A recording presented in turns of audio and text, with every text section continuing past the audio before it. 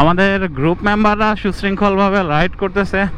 আর সামনে আছে সেনাবাহিনীর চেকপোস্ট। তো সেনাবাহিনীর চেকপোস্টে অ্যাকচুয়ালি ক্যামেরা বা ইত্যাদি ইত্যাদি অ্যালাউ না।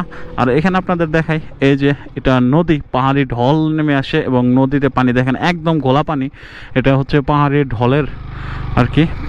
আর এইদিকে নদীটা বয়ে গেছে, চারোদিকে পাহাড়, সবুজে ঘেরা আচ্ছন্ন, একদম মানে অন্যরকম একটা অনুভূতি। ভাই দাঁড়ায় হয়তো কিছু ফুটেজ নেবেন।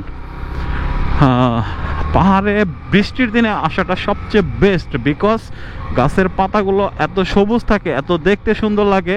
আর যদি এটাই আপনি গ্রীষ্মকালে আসেন, তখন ব্যাপারটা হয়ে দাঁড়াবে কি, একদম এগুলা রুক্ষ পাবেন, যেটা পাহাড় তার প্রকৃতি হারায় গ্রীষ্মে আর সৌন্দর্য ফিরে পায় বর্ষায়।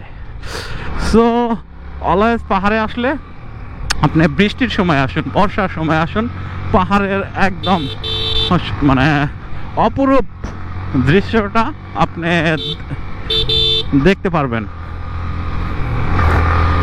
এই এত ঢাল কেন? আমি কয় গিয়ারে উঠতেছি, আর একটু টিয়ার ডাউন করে। ইয়েস,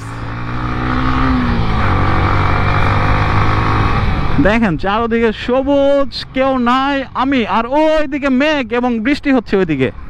আসলে আপনাদের সাথে কথা বলতে আমার, যখন আমি ঘুরতে যাই তখন একটা অন্যরকম ভালো লাগা কাজ করে। আর সচরাচর এমনি সিটি ব্লগ আমার একদমই ভালো লাগে না, আপনাদের সাথে কথা বলতে ভালো লাগে না, ব্যাপারটা এমন না। বাট সিটিতে আমার রাইডের সময় কথাবার্তা বলতে ভালো লাগে না, এই গ্যাঞ্জাম ইত্যাদি মানে। আর এইখানে নীরব পরিবেশ, আপনাদের সাথে কথা বলেও একটা মনে হয় যে না, আপনারা সামনেই আছেন আর আমি আপনাদের সাথে কথা বলতেছি। আমার বন্ধু মনে হয় আমার জন্য ওয়েট করতেছে। বন্ধু, তুমি আমার লাগে ওয়েট করতেছ? হ্যাঁ, সালমান ছবি তুলে। হ্যাঁ দোস্ত, I love you. I love you too কো। আচ্ছা ঠিক আছে। এ হচ্ছে আমার বন্ধু নাসিম। হ্যাঁ হ্যাঁ, এক্সের মজা।